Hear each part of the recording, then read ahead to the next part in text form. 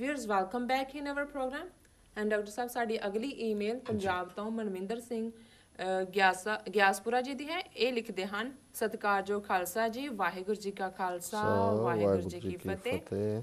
ਕੱਲ ਕੁਝ ਸ਼ਰਾਰਤੀ ਅਨਸਰਾਂ ਵੱਲੋਂ ਮੇਰੇ ਦਫ਼ਤਰ ਤੇ ਚੋਰਾਂ ਵਾਂਗੂ ਆ ਕੇ ਜਿੰਦੇ ਤੋੜ ਦਫ਼ਤਰ ਦੇ ਦਰਵਾਜ਼ੇ ਭੰਨ ਕੁਝ ਨਿਗੁਣੇ ਜਿਹੇ ਸਮਾਨ ਦੇ ਨਾਲ 1984 ਸਿੱਖ ਕਤਲੇਆਮ ਨਾਲ ਸੰਬੰਧਿਤ ਜ਼ਰੂਰੀ ਦਸਤਾਵੇਜ਼, CDs, pen drive, hard disk ਆਦਿ ਨੂੰ ਚੁਰਾ ਕੇ ਕਾਇਰਤਾਪੂਰਨ ਕਾਰਾ ਕੀਤਾ।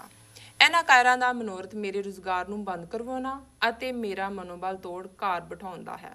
ਇਸੇ ਕੜੀ ਤਹਿਤ ਇਹਨਾਂ ਝੂਠਾ 253A ਦਾ ਕੇਸ ਵੀ ਬਣਾਇਆ ਹੋਇਆ ਹੈ। ਕੀਮਤੀ ਫਾਈਲਾਂ ਨੂੰ ਚੁਰਾ ਕੇ ਉਹਨਾਂ ਚੋਰਾਂ ਲੁਟੇਰੇ ਗੁੰਡਿਆਂ ਨੇ ਕੋਈ ਮਾਰਕੇ ਵਾਲਾ ਕੰਮ ਨਹੀਂ ਕੀਤਾ, ਕਿਉਂਕਿ ਜਿੱਥੋਂ ਇਹ ਜਾਣਕਾਰੀ ਪਹਿਲਾਂ ਲਈ ਸੀ ਹੁਣ ਦੁਬਾਰਾ ਵੀ ਲਈ ਜਾ ਸਕਦੀ ਹੈ। ਮੇਰੇ ਕੰਮ ਨੂੰ ਥੋੜ੍ਹਾ ਵਧਾ ਜ਼ਰੂਰ ਦਿੱਤਾ ਹੈ। ਦੂਸਰਾ, ਮੇਰੇ ਦਫ਼ਤਰ ਵਿੱਚ ਪਈਆਂ ਕੱਪੜਾ ਟੈਸਟਿੰਗ ਕਰਨ ਵਾਲੀਆਂ ਜ਼ਰੂਰੀ ਮਸ਼ੀਨਾਂ ਨੂੰ ਚੁੱਕ ਕੇ ਉਹਨਾਂ ਨੂੰ ਕੁਝ ਨਹੀਂ ਮਿਲਣਾ। ਮਿਹਨਤ ਕਰਾਂਗੇ, ਦੁਬਾਰਾ ਆਪੇ ਬਣ ਜਾਣਗੀਆਂ। ਇਹ ਘਟਨਾ ਦਾ ਵੇਰਵਾ ਮੇਰੇ ਦਫ਼ਤਰ ਦੇ ਨਜ਼ਦੀਕ ਦੁਕਾਨ ਕਰ ਰਹੇ ਕਮਲ ਨੇ ਪੁਲਿਸ ਸਾਹਮਣੇ ਬਿਆਨ ਦਰਜ ਕਰਵਾਏ ਹਨ ਕਿ ਉਸ ਨੇ 2 ਮੋਨੇ ਨੌਜਵਾਨਾਂ ਨੂੰ ਮੇਰੇ ਦਫ਼ਤਰ ਵਿੱਚੋਂ ਕੁਝ ਫਾਈਲਾਂ ਅਤੇ ਜ਼ਰੂਰੀ ਸਮਾਨ ਲੈ ਜਾਂਦੇ ਵੇਖਿਆ ਹੈ। ਉਹਨਾਂ ਕੋਲ ਹਰਿਆਣਾ ਨੰਬਰ ਦੀ ਨਵੀਂ ਇੰਡੀਕਾ ਗੱਡੀ ਸੀ। ਗੁਰਪੁਰਬ ਹੋਣ ਕਾਰਨ ਮੈਂ ਆਫਿਸ ਨਹੀਂ ਸੀ ਗਿਆ। ਮੈਨੂੰ ਵੀ ਕਮਲ ਨੇ ਹੀ ਫੋਨ ਕਰਕੇ ਸਾਰੀ ਘਟਨਾ ਬਾਰੇ ਦੱਸਿਆ ਸੀ। ਅਜਿਹੀਆਂ ਘਟਨਾਵਾਂ ਕਿਸੇ ਜੁਝਾਰੂ ਦਾ ਮਨੋਬਲ ਤੋੜ ਨਹੀਂ ਸਕਦੀਆਂ, ਸਗੋਂ ਹੋਰ ਲੜਨ ਲਈ ਤਕੜਾ ਕਰਦੀਆਂ ਹਨ। ਅਸਲੀ ਚੀਜ਼ ਇਹ ਵਿਚਾਰ, ਇਹ ਭਾਵਨਾ ਹੁੰਦੀ ਹੈ ਕਿ ਮੈਂ ਵਿਦਰੋਹ ਕਰਦਾ ਹਾਂ, ਇਸ ਲਈ ਮੈਂ ਹਾਂ, ਜਾਂ ਇਸ ਨੂੰ ਉਲਟੇ ਤਰੀਕੇ ਕਹਿ ਲਓ, ਮੈਂ ਹਾਂ ਇਸ ਲਈ ਵਿਦਰੋਹ ਕਰਦਾ ਹਾਂ। ਵਿਦਰੋਹੀ ਦਾ ਵਿਸ਼ੇਸ਼ ਗੁਣ ਇਹ ਹੈ ਕਿ ਉਹ ਜਿਉਣ ਦੇ ਅਰਥਾਂ ਬਾਰੇ ਸੋਚਦਾ ਹੈ। ਪਸ਼ੂਆਂ ਵਾਂਗ ਸਿਰਫ ਜੀਵਨ ਹੰਡਾਉਣ ਬਾਰੇ ਨਹੀਂ, ਉਹ ਆਤਮ ਸਨਮਾਨ ਅਤੇ ਇਨਸਾਫ ਮੰਗਦਾ ਹੈ ਅਤੇ ਲੜਦਾ ਹੈ। ਜਦ ਤੱਕ ਮੁੱਕ ਨਹੀਂ ਜਾਂਦਾ, ਸੋ ਸਾਡੀ ਲੜਾਈ ਜਾਰੀ ਹੈ ਤੇ ਰਹੇਗੀ। ਹਾਂ ਡਾਕਟਰ ਸਾਹਿਬ। ਦੇਖੋ, ਸਭ ਤੋਂ ਪਹਿਲਾਂ ਤਾਂ ਮੈਂ ਦਰਸ਼ਕਾਂ ਨੂੰ ਇਹ ਦੱਸਣਾ ਚਾਹੁੰਦਾ ਹਾਂ ਕਿ ਮਨਵਿੰਦਰ ਸਿੰਘ ਗਿਆਸਪੁਰ ਕੌਣ ਨੇ ਜੀ। ਇਹ ਉਹ ਗੁਰੂ ਦਾ ਵਰਸਾਇਆ ਗੁਰਸਿੱਖ ਹੈ ਜਿਸ ਨੇ ਸਭ ਤੋਂ ਪਹਿਲਾਂ ਜੀ ਹਰਿਆਣੇ ਦੇ ਪਿੰਡ ਹੋਂਦ ਚਿੱਲੜ ਦੇ ਵਿੱਚ ਕਿਸ ਪੱਧਰ 'ਤੇ ਨਵੰਬਰ 84 ਦੇ ਵਿੱਚ ਨਸਲਕੁਸ਼ੀ ਹੋਈ ਜੀ, ਉਸ ਤੱਥ ਨੂੰ ਸਾਹਮਣੇ ਲਿਆਂਦਾ ਜੀ। ਉਹਨਾਂ ਦੀ ਉਹਨਾਂ ਦੇ ਜਾਣੂ ਦੇ ਨਾਲ ਗੱਲਬਾਤ ਹੋਈ, ਇਹ ਦਿੱਲੀ 'ਚ ਸਨ, ਇਹ ਉਹਦੇ ਨਾਲ ਗਏ ਔਰ ਉੱਥੇ ਜਾ ਕੇ ਪਹਿਲੀ ਵਾਰ ਇਹਨਾਂ ਨੇ ਦੇਖਿਆ ਕਿ ਕਿਵੇਂ ਇੱਕ ਵਸਦਾ ਰਸਤਾ ਪਿੰਡ ਹੋਂਦ ਤੇ ਚਿੱਲੜ, ਜਿੱਥੇ ਕਿ 47 ਚੋਂ ਬਰਬਾਦ ਹੋ ਕੇ ਤਬਾਹ ਹੋ ਕੇ ਜਿਹੜੇ ਪਰਿਵਾਰ ਆਏ, ਕੁਛ ਆਪਣੇ ਜੀਅ ਮਰਵਾ ਕੇ ਇੱਥੇ ਉਹਨਾਂ ਨੇ ਆਪਣੀ ਜ਼ਿੰਦਗੀ ਨਵੇਂ ਸਿਰਿਓਂ ਸ਼ੁਰੂ ਕੀਤੀ ਤੇ ਕਿਵੇਂ ਭੀੜਾਂ ਨੇ ਗੁਆਂਢੀ ਪਿੰਡਾਂ ਚੋਂ ਉਸ ਵੇਲੇ ਦੇ ਕਾਂਗਰਸ ਦੇ ਭਜਨ ਲਾਲ ਔਰ ਉਸ ਦੀ ਸਾਰੀ ਜਿਹੜੀ ਕਾਤਲ ਲਾਣਾ ਸੀ ਉਹਨਾਂ ਦੀ ਸ਼ਹਿ ਦੇ ਉੱਤੇ ਕਿਵੇਂ ਬਰਬਾਦੀ ਕੀਤੀ। ਸਾਰੇ ਸਬੂਤ ਮਿਟਾ ਦਿੱਤੇ ਗਏ, ਸਾਰਿਆਂ ਨੂੰ ਹੀ ਮਾਰ ਦਿੱਤਾ ਗਿਆ। ਬਹੁਤ ਥੋੜ੍ਹੇ ਸਰਵਾਈਵਰ ਜਿਨ੍ਹਾਂ ਨੂੰ ਕੁਛ ਰਹਿਮ ਦਿਲ ਨੇੜਲੇ ਗੁਆਂਢੀ ਆਪਣੇ ਘਰਾਂ 'ਚ ਲੈ ਗਏ ਬਿਫੋਰ ਜਿਨ੍ਹਾਂ ਨੂੰ ਪਤਾ ਲੱਗ ਗਿਆ ਜੀ। ਸੋ ਜਿਉਂ ਹੀ ਇਹ ਫੈਕਟ ਬਲਵਿੰਦਰ ਸਿੰਘ ਗਿਆਸਪੁਰ ਉਹਨਾਂ ਨੇ ਸਾਹਮਣੇ ਲਿਆਂਦਾ ਹੈ, ਉਸ ਦੇ ਵਿੱਚ ਸਿੱਖਸ ਫॉर ਜਸਟਿਸ, ਇਹਨਾਂ ਸਾਰੀਆਂ ਜਥੇਬੰਦੀਆਂ ਨੇ ਜਿਹੜਾ ਔਰ ਹਰਿਆਣਾ ਗੌਰਮੈਂਟ ਮਜਬੂਰ ਹੋਈ ਕਿ ਇਸ ਕੇਸ ਦੀ ਅੱਗੋਂ ਪੜਤਾਲ ਦੇ ਲਈ ਜਿਹੜਾ ਉਹ ਕਮਿਸ਼ਨ ਬਣਾਇਆ ਜਾਏ। ਕੋਰਟ ਦੇ ਵਿੱਚ ਵੀ ਗੱਲ ਗਈ, ਪਰ ਹਕੀਕਤ ਇਹ ਹੈ ਕਿ ਕਾਫੀ ਸਮਾਂ ਬੀਤਣ ਬਾਅਦ, ਸ਼ਾਇਦ 3 ਸਾਲ ਤਾਂ ਘੱਟੋ ਘੱਟ ਹੋ ਗਏ ਹੋਣਗੇ, ਅਜੇ ਤੱਕ ਕੋਈ ਇਨਕੁਆਇਰੀ ਵੀ ਕਿਸੇ ਕੰਢੇ ਨਹੀਂ ਲੱਗ ਰਹੀ, ਕਿਉਂਕਿ ਉਹ ਚਾਹੁੰਦੇ ਨਹੀਂ ਕਿ ਇਸ ਲੈਵਲ ਦਾ ਜਿਹੜਾ ਕਤਲੇਆਮ ਹੈ ਉਸ ਨੂੰ ਦੁਨੀਆ ਦੇ ਸਾਹਮਣੇ ਲਿਆਂਦਾ ਜਾਏ। ਸੋ ਹੋਂਦ ਚਿੱਲੜ ਇੱਕ ਐਸੀ ਥਾਂ ਹੈ ਜਿਵੇਂ ਕਿ ਦੁਨੀਆ 'ਚ ਜਦੋਂ ਕਿਤੇ ਨਾਜ਼ੀਆਂ ਦੇ ਜ਼ੁਲਮਾਂ ਦੀ ਗੱਲ ਹੁੰਦੀ ਹੈ ਜਾਂ ਜਿਵੇਂ ਸਰਬੀਆ ਵਾਲਿਆਂ ਨੇ ਜ਼ੁਲਮ ਕੀਤੇ ਨੇ, ਤੇ ਫਿਰ ਇਹ ਹੁੰਦਾ ਕਿ ਜੀ ਮਾਸ ਗਰੇਵ ਮਿਲੀ ਕਿ ਜੀ ਫਲਾਣੀ ਥਾਂ ਤੋਂ ਖੋਦਿਆ 10 ਬਾਡੀਜ਼ ਜਿਹੜੀਆਂ ਨੇ ਉਹਨਾਂ ਦੇ ਪਿੰਜਰ ਮਿਲੇ, ਦਾ ਮਤਲਬ ਮਾਰ ਕੇ ਇੱਥੇ ਗਰੇਵ ਬਣਾਈ ਗਈ। ਸੋ ਸਾਡਾ ਇਹ ਜਿਹੜੀਆਂ ਮਾਸ ਗਰੇਵ ਜਾਂ ਜਿਹੜੇ ਜੈਨੋਸਾਈਡ ਦੇ ਸਬੂਤ ਨੇ ਉਹ ਹੋਂਦ ਚਿੱਲੜ ਉਹਨਾਂ 'ਚੋਂ ਇੱਕ ਹੈ। ਹਾਲਾਂਕਿ ਉਹਨਾਂ ਦਿਨਾਂ 'ਚ ਬੜੇ ਅਕਾਲੀ ਵੀ ਪੁੜਕੇ, ਇਹਨਾਂ ਨੂੰ ਵੀ ਲੱਗਾ, ਫਿਰ ਇੱਕ ਦੌੜ ਸ਼ੁਰੂ ਹੋ ਜਾਂਦੀ ਹੈ ਵੀ ਕ੍ਰੈਡਿਟ ਕਿਹਨੇ ਲੈਣਾ ਕਿ ਜੀ ਉਹਨਾਂ ਦੀ ਯਾਦ 'ਚ ਅਸੀਂ ਨੀਂਹ ਪੱਥਰ ਰੱਖ ਕੇ ਆਏ, ਜਥੇਦਾਰ ਅਕਾਲ ਤਖਤ ਵੀ ਪਹੁੰਚ ਗਏ, ਅਕਾਲੀ ਵੀ ਪਹੁੰਚ ਗਏ, ਪਰ ਹੁਣ ਕੋਈ ਪਰਸਿਊ ਨਹੀਂ ਕਰ ਰਿਹਾ ਕਿ ਹੋਂਦ ਚਿੱਲੜ ਕੇਸ ਜਿਹੜਾ ਹੈ ਉਹ ਕਮਿਸ਼ਨ ਰਿਪੋਰਟ ਨਹੀਂ ਦੇ ਰਿਹਾ ਹੈ, ਆਇਡੈਂਟੀਫਾਈ ਕੌਣ ਬੰਦੇ ਹੋਏ ਨੇ।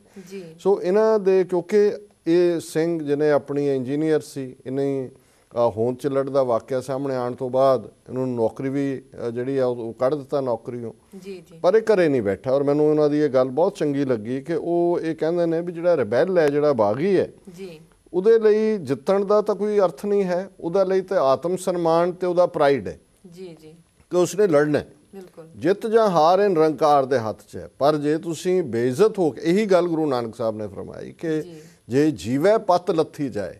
ਇਹਨਾਂ ਨੇ ਦੇਖਿਆ ਕਿ ਭਾਈ ਇਹ ਹੋਇਆ, ਉਹਨਾਂ ਨੇ ਕੰਮ ਦਾ ਆਪਣਾ ਛੱਡ ਦਿੱਤਾ, ਔਰ ਇਹ ਉਹਨਾਂ ਤੇ ਕੋਈ ਪਹਿਲਾ ਅਟੈਕ ਨਹੀਂ ਹੈ ਉਹਨਾਂ ਦੇ ਦਫ਼ਤਰ ਤੇ ਜੀ।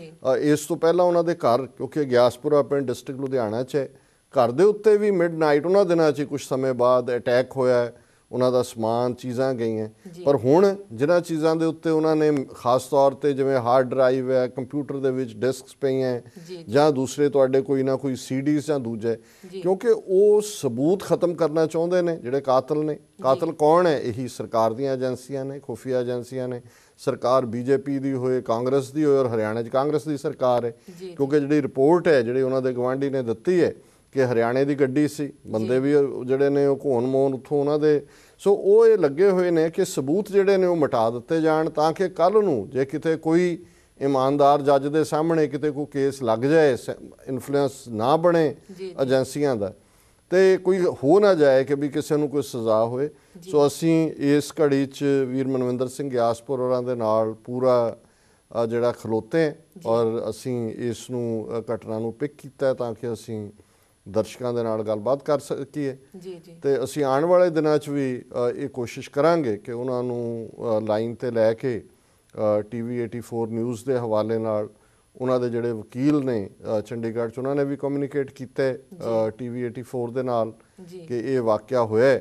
ਸੋ ਅਸੀਂ ਪੂਰੀ ਜਿੰਨੇ ਵੀ ਸਾਡੇ ਕੋਲ ਤਾਕਤ ਹੈ ਮੀਡੀਆ ਦੀ, ਉਸ ਦੇ ਨਾਲ ਅਸੀਂ ਇਸ ਗੱਲ ਨੂੰ ਹਾਈਲਾਈਟ ਕਰਾਂਗੇ। ਸੋ ਅਸੀਂ ਆਪਣਾ ਸੈਲੂਟ ਕਰਦੇ ਹਾਂ ਵੀਰ ਗਿਆਸਪੁਰ ਨੂੰ ਕਿ ਜਿਵੇਂ ਇਹਨਾਂ ਸਾਰੀਆਂ ਮੁਸ਼ਕਲਾਂ ਦੇ ਬਾਵਜੂਦ, ਆਰਥਿਕ ਮਜਬੂਰੀਆਂ ਵੀ ਨੇ, ਇਹ ਸਭ ਦੇ ਬਾਵਜੂਦ ਉਹਨਾਂ ਨੇ ਇਹ ਜਿਹੜੀ ਇਨਸਾਫ ਦੇ ਲਈ, ਆਨਰ ਦੇ ਲਈ, ਪ੍ਰਾਈਡ ਦੇ ਲਈ ਜਿਹੜੀ ਲੜਾਈ ਹੈ ਜਾਰੀ ਰੱਖੀ ਹੋਈ ਹੈ। ਇਹੀ ਸਿੱਖ ਦੀ ਸਪਿਰਿਟ ਹੈ। ਜੀ ਡਾਕਟਰ ਸਾਹਿਬ, ਸਾਡਾ ਅਗਲਾ ਮੈਸੇਜ ਕੈਲਗਰੀ ਅਲਬਰਟਾ ਕੈਨੇਡਾ ਤੋਂ ਬੀਬੀ ਤ੍ਰਿਪਤ ਕੌਰ ਸਾਨੀ ਜੀ ਦਾ ਹੈ।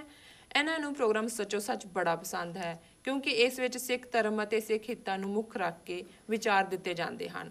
ਇਹਨਾਂ ਨੂੰ ਘੱਲੂਘਾਰਾ 84 ਨਾਲ ਸੰਬੰਧਿਤ ਸੱਚੋ ਸੱਚ ਅਤੇ TV 84 ਨਿਊਜ਼ ਦੇ ਪ੍ਰੋਗਰਾਮ ਬਹੁਤ ਚੰਗੇ ਲੱਗੇ।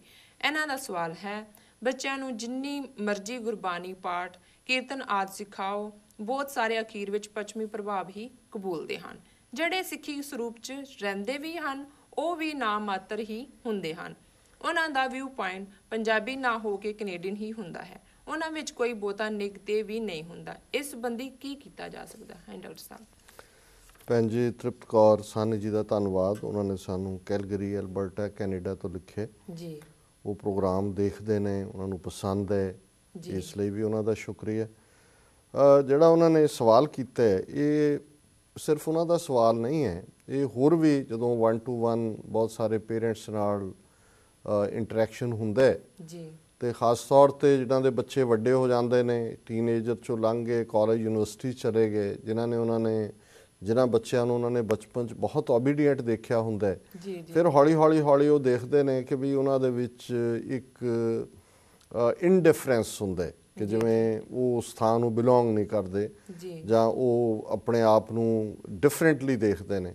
ਤੇ ਪੇਰੈਂਟਸ ਜਿਵੇਂ ਉਹਨਾਂ ਦੇ ਲਈ ਬੱਚੇ ਉਹੀ ਬੱਚੇ ਹੁੰਦੇ ਨੇ ਜਿਨ੍ਹਾਂ ਨੂੰ ਤੁਸੀਂ ਝੰਜੋੜ ਕੇ ਸਵੇਰੇ ਉਠਾਇਆ ਹੁੰਦਾ ਹੈ, ਜਿਨ੍ਹਾਂ ਨੂੰ ਜਿਹੜਾ ਤਿਆਰ ਕਰਕੇ ਸਕੂਲ ਭੇਜਿਆ ਹੁੰਦਾ ਹੈ। ਮਾਪਿਓ ਦੇ ਮਨਾਂ 'ਚ ਉਹ ਬੱਚਿਆਂ ਦਾ ਜਿਹੜਾ ਕੱਦ ਹੈ ਜਾਂ ਇਮੇਜ ਹੈ, ਉਸ ਤੋਂ ਕਦੇ ਨਹੀਂ ਨਿਕਲਦਾ ਹੈ, ਜਿਹੜਾ ਕਿ 10-12 ਸਾਲ ਤੱਕ ਆਗਿਆਕਾਰ ਬੱਚੇ ਜਿਹੜੇ ਨੇ ਉਹ ਕਰਦੇ ਨੇ। ਸੋ ਉਹਨਾਂ ਦਾ ਇਹ ਹੈ ਕਿ ਵੀ ਅਸੀਂ ਕਹਿਣਾ ਉਹ ਇਹ ਚਾਹੁੰਦੇ ਨੇ ਕਿ ਭਾਈ ਜਿੰਨਾ ਮਰਜ਼ੀ ਕੋਸ਼ਿਸ਼ ਕਰੀਏ। ਇਹਦੇ 'ਚ ਦੋ ਗੱਲਾਂ ਜਿਹੜੀਆਂ ਨੇ ਮੈਂ ਜ਼ਰੂਰ ਕਹਿਣੀਆਂ ਚਾਹਾਂਗਾ। ਪਹਿਲੀ ਗੱਲ, ਇੱਕ ਚੀਜ਼ ਧਰਮ ਹੈ, ਇੱਕ ਕਲਚਰ ਹੈ, ਇੱਕ ਸੱਭਿਆਚਾਰ ਹੈ। ਪੰਜਾਬ ਸਾਡਾ ਪੁਰਖਿਆਂ ਦੀ ਧਰਤੀ ਹੈ, ਸਾਡੇ ਗੁਰੂਆਂ ਦੀ ਧਰਤੀ ਹੈ, ਜਿੱਥੇ ਸਿੱਖੀ ਦਾ ਬੂਟਾ ਲੱਗਾ, ਸਿੱਖੀ ਦਾ ਵਿਕਾਸ ਹੋਇਆ, ਸਿੱਖੀ ਦੇ ਲਈ ਕੁਰਬਾਨੀਆਂ ਹੋਈਆਂ। ਇਹ ਵੱਖਰੀ ਗੱਲ ਹੈ ਕਿ ਅੱਜ ਜਦੋਂ ਉਸ ਗੁਰੂਆਂ ਦੀ ਧਰਤੀ ਨੂੰ ਅਸੀਂ ਦੇਖਦੇ ਹਾਂ ਕਿ ਉਹ ਡਰੱਗਸ ਦੇ ਹਵਾਲੇ ਹੈ, ਉੱਥੇ ਕਿਸ ਕਿਸਮ ਦਾ ਪਤਤ ਪੁਣਾ ਹੈ, ਜੀ ਔਰ ਕੀ ਉੱਥੇ ਚੱਲ ਰਿਹਾ ਹੈ, ਕਿਵੇਂ ਕੂੜ ਦਾ ਵਪਾਰ ਹੈ ਔਰ ਸ਼ਰਮ ਧਰਮ ਦੋਏ ਛੱਪ ਖਲੋਏ। ਹਾਂਜੀ, ਸ਼ਰਮ ਔਰ ਧਰਮ ਨਾਂ ਦੀ ਕੋਈ ਚੀਜ਼ ਨਹੀਂ ਹੈ ਜੀ। ਪਰ ਜਦੋਂ ਅਸੀਂ ਬਾਹਰਲੇ ਮੁਲਕਾਂ ਦੀ ਚੋਣ ਕੀਤੀ, ਪੱਛਮੀ ਦੇਸ਼ਾਂ ਦੀ ਜਾਂ ਅਮਰੀਕਾ ਕੈਨੇਡਾ ਦੀ, ਜੀ ਸੋ ਜ਼ਾਹਰ ਹੈ ਕਿ ਜਿਹੜਾ ਸੱਭਿਆਚਾਰ ਬੱਚੇ ਜਿਹਨਾਂ ਸਕੂਲਾਂ 'ਚ ਜਾਂਦੇ ਨੇ, ਜਿਹੜਾ ਫਰੀडम ਦਾ ਕਲਚਰ ਹੈ, ਜਿਹਦੇ ਥੱਲੇ ਤੁਹਾਡੇ ਆਜ਼ਾਦਾਨਾ ਖਿਆਲ ਬਣਦੇ ਨੇ, ਜੀ ਅਸੀਂ ਹੁਣ ਜੇ ਹਰ ਚੀਜ਼ ਨੂੰ ਪੰਜਾਬੀ ਬਣਾਉਣਾ ਚਾਹਾਂਗੇ ਤੇ ਉਹ ਪੰਜਾਬੀ ਨਹੀਂ ਰਹੇਗੀ। ਕਲਚਰ ਧਰਮ ਵਾਈਜ਼ ਇੱਥੇ ਦੋ ਚੀਜ਼ਾਂ ਨੇ। ਜੇ ਅਸੀਂ ਧਰਮ ਦੀ ਪਰਪੱਕਤਾ ਉਹਨਾਂ ਨੂੰ ਦਿੱਤੀ ਹੈ ਜੀ ਤੇ ਉਹ ਅਮਰੀਕਨ ਜਾਂ ਕੈਨੇਡੀਅਨ ਢੰਗ ਨਾਲ ਸੋਚਦੇ ਆ, ਅੰਗਰੇਜ਼ੀ ਬੋਲਦੇ ਆ ਵੀ ਸਿੱਖ ਨੇ ਜਾਂ ਸਿੱਖ ਹੋ ਸਕਦੇ ਨੇ। ਸੋ ਉਹਦੇ 'ਚ ਇਹ ਨਾ ਕਰੀਏ ਕਿ ਵੀ ਉਹ ਜ਼ਰੂਰੀ ਸਾਡੀ ਮੂੰਗੀ ਦੀ ਦਾਲ ਖਾਣ ਜਾਂ ਸਾਡੇ ਗੋਭੀ ਆਲੂ ਖਾਣ, ਜੇ ਉਹਨਾਂ ਨੇ ਬਰੀਟੋ ਜਾਂ ਟਾਕੋ ਬੈਲ ਜਾਂ ਦੂਜਾ ਉਹਨਾਂ ਨੂੰ ਚੰਗਾ ਲੱਗਦਾ ਹੈ, ਇਹ ਉਹਨਾਂ ਦਾ ਫੂਡ ਬਣ ਗਿਆ। ਸਾਡਾ ਤੁਸੀਂ ਬਹੁਤ ਕਰੋਗੇ, ਇੱਕ ਅੱਧਾ ਉਹਨਾਂ ਨੂੰ ਕਿਤੇ ਪਰੌਂਠੇ ਖਾ ਲੈਣਗੇ ਉਹ, ਪਰ ਉਹਨਾਂ ਦਾ ਜਿਹੜਾ ਬੇਸਿਕ ਜਿਸ ਕਿਸਮ ਦਾ ਹੈ ਉਹਨਾਂ ਨੂੰ ਹੁਣ ਤੁਸੀਂ ਜੇ ਫੂਡ ਦੀ ਆਦਤ ਨਾਲ ਪੰਜਾਬੀ ਬਣਾਉਣਾ ਚਾਹੋਗੇ ਉਹ ਨਹੀਂ ਬਣੇਗਾ। ਇਸੇ ਤਰ੍ਹਾਂ ਪਹਿਰਾਵੇ ਦੀ ਗੱਲ ਹੈ। ਸੋ ਮੈਂ ਸਮਝਦਾ ਵੀ ਕਈ ਵਾਰ ਕੁਝ ਹਾਲਾਤਾਂ 'ਚ ਪੇਰੈਂਟਸ ਜਦੋਂ ਬਹੁਤ ਸਟ੍ਰਿਕਟ ਲਾਈਨ ਦੇ ਨਾਲ ਧਰਮ ਔਰ ਕਲਚਰ ਨੂੰ ਰਲਗੜ ਕਰ ਦਿੰਦੇ ਨੇ ਤੇ ਉਹ ਬੱਚੇ ਰੈਬੈਲੀਅਨ ਵਾਲੇ ਰਸਤੇ ਤੇ ਤੁਰਦੇ ਨੇ। ਉਹ ਫਿਰ ਉਹ ਹਰ ਚੀਜ਼ ਉਹ ਕਰਦੇ ਨੇ ਜਿਹੜਾ ਉਹਨਾਂ ਨੂੰ ਮਨਾ ਕੀਤਾ ਜਾ। ਪਹਿਲੀ ਗੱਲ। ਜੀ ਜੀ।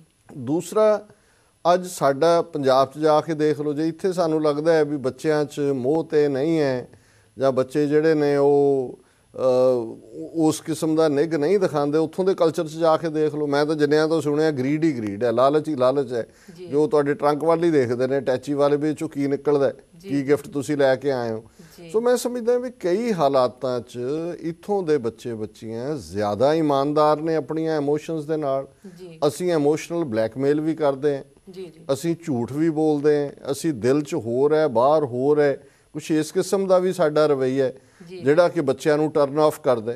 ਸੋ ਮੈਂ ਸਮਝਦਾ ਵੀ ਜੇ ਬੱਚਿਆਂ ਨੂੰ ਤੁਸੀਂ ਸਿੱਖੀ ਵੈਲਿਊਜ਼ ਦਿੱਤੀਆਂ ਨੇ ਤੇ ਬੇਸ਼ੱਕ ਉਹਨਾਂ ਦਾ ਕੁਛ ਲਾਈਫ ਸਟਾਈਲ ਤਾਂ ਉਹੀ ਹੋਏਗਾ ਜਿਸ ਕਿਸਮ ਦੇ ਉਹ ਮਾਹੌਲ 'ਚ ਨੇ, ਉਹ ਤੁਹਾਨੂੰ ਫਿਰ ਉਪਰਾਮ ਨਹੀਂ ਕਰਨਗੇ। ਅਸੀਂ ਕਈ ਵਾਰ ਬੱਚਿਆਂ ਤੋਂ ਬਹੁਤ ਜ਼ਿਆਦਾ ਜਨਰੇਸ਼ਨ ਤਾਂ ਜਨਰੇਸ਼ਨ ਹੈ, ਔਰ ਜਿਵੇਂ ਪੰਛੀ ਨੇ, ਜਦੋਂ ਬੱਚਾ ਵੱਡਾ ਹੁੰਦਾ ਹੈ ਜਿਹੜਾ ਬਰਡ ਹੈ ਤੇ ਉਹਦੇ ਲਿਆ ਕੇ ਆਲਣੇ ਦੇ ਨੇੜੇ ਉਹਨੂੰ ਧੱਕਾ ਦਿੰਦੇ ਨੇ ਕਿ ਬਈ ਹੁਣ ਉਹਦੇ ਖੰਭ ਨਿਕਲ ਆਏ ਨੇ। ਜਦੋਂ ਖੰਭ ਨਿਕਲ ਆਉਂਦੇ ਨੇ ਉਹ ਫਿਰ ਉਸ ਆਲਣੇ 'ਚ ਨਹੀਂ ਮੁੜਦਾ, ਉਹ ਆਪਣਾ ਆਲਣਾ ਬਣਾਉਂਦਾ ਹੈ, ਉਹ ਆਪਣੀ ਜਿਹੜੀ ਹੈ ਬਰੀਡ ਉਹਨੂੰ ਅੱਗੇ ਚਲਾਉਂਦਾ।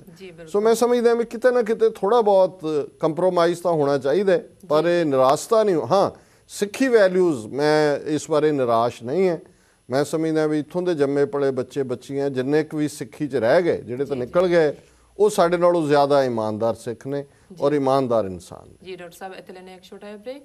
ਵੀਅਰਸ ਸਾਡੇ ਨਾਲ ਇਸ ਤਰ੍ਹਾਂ ਜੁੜੇ ਰਹੋ, ਮਿਲਦੇ ਹਾਂ ਆਫਟਰ ਦਿਸ ਸ਼ਾਰਟ ਬ੍ਰੇਕ।